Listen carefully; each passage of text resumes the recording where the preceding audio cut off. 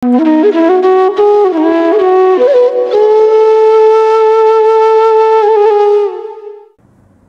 আলী ইবনে আবি তালিব আলাইহিস সালাম কথাটি বারবার বলেছেন, আমরা বারবার আপনাদের কানে পৌঁছাতে চাই যে পৃথিবীতে সবচেয়ে উন্নত, সম্মানিত এবং সম্পদশালী এবং আল্লাহর কাছে গ্রহণযোগ্য দুই শ্রেণীর ব্যক্তি আছেন, যারা জ্ঞান অর্জন করে এবং জ্ঞান বিতরণ করে।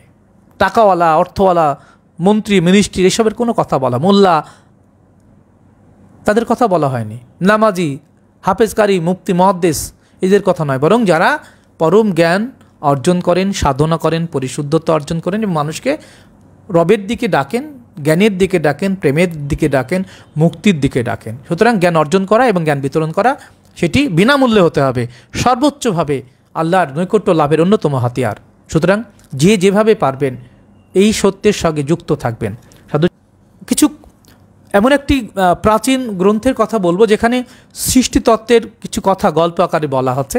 আমি সেগুলোর ব্যাখ্যা করব না, সেগুলো আপনারা আপনাদের মতো করে জানার চেষ্টা করবেন। এবং প্রাচীন গ্রন্থ, আদি গ্রন্থ বলে মানব রচিত যে গ্রন্থ, যার মধ্য দিয়ে সৃষ্টি রহস্যের কিছু কথা বলা হয়েছে, আমি সেখান থেকে আপনাদের কাছে শুধু গল্পাকারে সেই বিষয়গুলো উপস্থাপন করব। আপনারা আপনাদের জ্ঞান দিয়ে তার পবিত্রতাকে, তার ভেতরের অন্তর্নিহিত যে রহস্য আছে সেটিকে জানার চেষ্টা করবেন। তারপরে আমরা আরও কয়েকটি গল্প উপস্থাপন করতে চাই। সেটি হচ্ছে এরকম, আপনারা শুধু শুনে যাবেন, আমি ব্যাখ্যা করব না। এবং আমরা প্রাচীন গ্রন্থের অনুবাদটাকে এখানে ব্যবহার করেছি, আর সুতরাং আপনারা জানার চেষ্টা করলে জানতেও পারবেন। আমরা শুধু বলে যাই যে কি হয়েছিল সৃষ্টি রহস্য নিয়ে। যে সৃষ্টি রহস্যের গল্প না জানলে, এবং সেটি এখনও সকলের কাছে বোধগম্য হয়নি, অনেক সত্য কোরআনের মধ্যে আছে, তার প্রকৃত স্বরূপ উন্মোচিত হয়নি বা কেউ করতেও পারেনি। যারা যতটুকু জানার আগ্রহ করেছেন এবং মহান রব্বুল আলামিনের কাছে যারা যতটুকু আকুতি নিয়ে সেই কোরআনিক বা সর্বকালীন মহামানবিক জীবন দর্শনের প্রকৃত স্বরূপকে যারা জানার চেষ্টা করেছেন, তারাই কেবল সেই বিষয়ে অগ্রগামী হয়েছেন এবং তারাই সফল হয়েছেন। আমি শুধু পড়ে যাই, আপনারা আপনাদের মতো করে জানার চেষ্টা করবেন। বলা হচ্ছে যে সৃষ্টির শুরুতে স্রষ্টা আকাশ ও পৃথিবী সৃষ্টি করলেন। এবং আমি একটু যোগসূত্র তৈরি করে দেবো। ইন্না রব্বাকুমুল্লাহুল্লাযী খলাকাস সামাওয়াতি ওয়াল আরদি ফি সিত্তাতি আয়ামিন সুম্মা ইস্তাওয়া আলা আরশি ইউদাব্বিরুল আমর। আল্লাহ 6 দিনের পৃথিবী সৃষ্টি করলেন, তারপরে তার আরও সে সমাসীন হলেন এবং পৃথিবীতে তার বিনা অনুমতি থেকে কাউকে সাহায্য করতে পারেন। এভাবে কোরআনে অনেকগুলো আয়াত আছে, আমরা সেই কোরআনিক আয়াতগুলো নিয়ে পরে কথা বলবো, বরং এই আদি গ্রন্থের গল্পগুলো আপনারা একটু শুনতে থাকেন। বলা হচ্ছে যে শুরুতে সৃষ্টিকর্তা আকাশ এবং পৃথিবী সৃষ্টি করলেন। প্রথমে পৃথিবী সম্পূর্ণ শূন্য ছিল, পৃথিবীতে কিছুই ছিল না, অন্ধকারে আবৃত ছিল জলরাশি।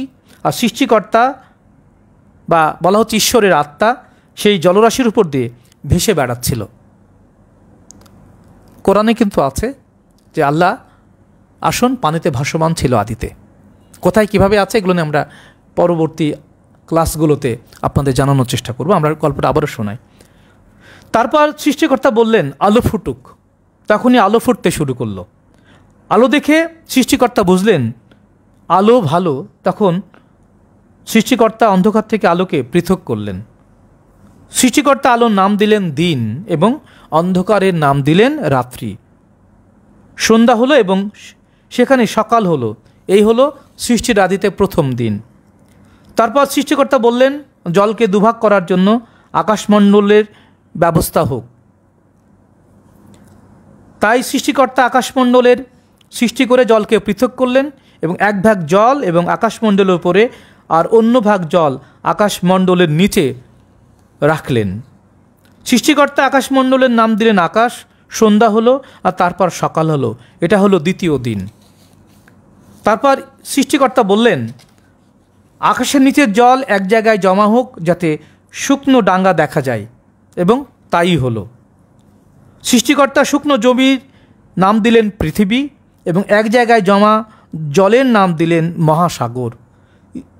সৃষ্টিকর্তা ঈশ্বর দেখলেন ব্যবস্থাটা ভালো। তখন সৃষ্টিকর্তা বললেন পৃথিবীতে ঘাস হোক, শস্যদায়ী গাছ ও ফলের গাছপালা হোক। ফলের গাছগুলিতে ফল আর ফলের ভেতরে বীজ হোক।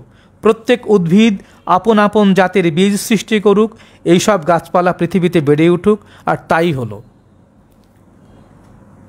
পৃথিবীতে ঘাস আর শস্যদায়ী উদ্ভিদ উৎপন্ন হলো, আবার ফলদায়ী গাছপালাও হলো। ফলের ভেতরে বীজ হলো, প্রত্যেক উদ্ভিদ আপন আপন জাতের বীজ সৃষ্টি করলো এবং সৃষ্টিকর্তা দেখলেন ব্যবস্থাটা চমৎকার। সন্ধ্যা হলো এবং সকাল হলো, এভাবে হলো তৃতীয় দিন। তারপর সৃষ্টিকর্তা বললেন আকাশে আলো ফুটুক। এই আলো দিন থেকে রাত্রিকে পৃথক করবে। এই আলোগুলো বিশেষ সভা শুরু করার বিশেষ বিশেষ সংকেত হিসেবে ব্যবহৃত হবে, আর দিন ও বছর বোঝানোর জন্য এই আলোগুলো ব্যবহৃত হবে। পৃথিবীতে আলো দেওয়ার জন্য এই আলোগুলো আকাশে থাকবে, এবং তাই হলো। তখন সৃষ্টিকর্তা দুটি মহাজ্যোতিকে সৃষ্টি করলেন। সৃষ্টিকর্তা বড়টি বানালেন দিনের বেলা রাজত্ব করার জন্য, আর ছোটটি বানালেন রাত্রিবেলা রাজত্ব করার জন্য। সৃষ্টিকর্তা তারকারাজি এবং অন্যান্য গ্রহ নক্ষত্র সৃষ্টি করলেন। পৃথিবীকে আলো দেওয়ার জন্য সৃষ্টিকর্তা এই আলোগুলিকে আকাশে স্থাপন করলেন। দিন ও রাত্রিকে কর্তৃত্ব দেবার জন্য সৃষ্টিকর্তা এই আলোগুলোকে আকাশে সাজালেন। এই আলোগুলো আলো আর অন্ধকারকে পৃথক করে দিল, এবং সৃষ্টিকর্তা দেখলেন ব্যবস্থাটা ভালো হয়েছে।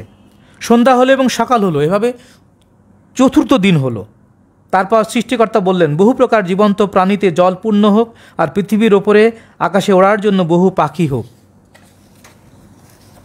সুতরাং সৃষ্টিকর্তা বড় বড় জলজন্তু এবং জলে বিচরণ করবে এমন সমস্ত প্রাণী সৃষ্টি করলেন।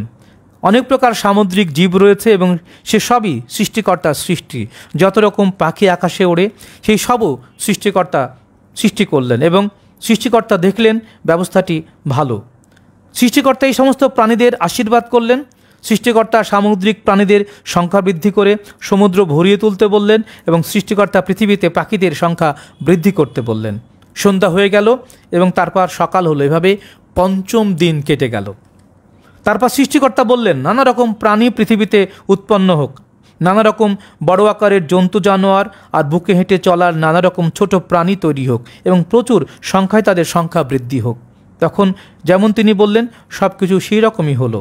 সুতরাং সৃষ্টিকর্তা সব রকম জন্তু জানোয়ার তেমনভাবে তৈরি করলেন যেমনভাবে তিনি চেয়েছিলেন। বন্য জন্তু, পোষ্য জন্তু আর বুকে হাঁটা সব রকমের ছোট ছোট প্রাণী সৃষ্টিকর্তা তৈরি করলেন, এবং সৃষ্টিকর্তা দেখলেন প্রতিটি জিনিসই তার মনোপুত হয়েছে।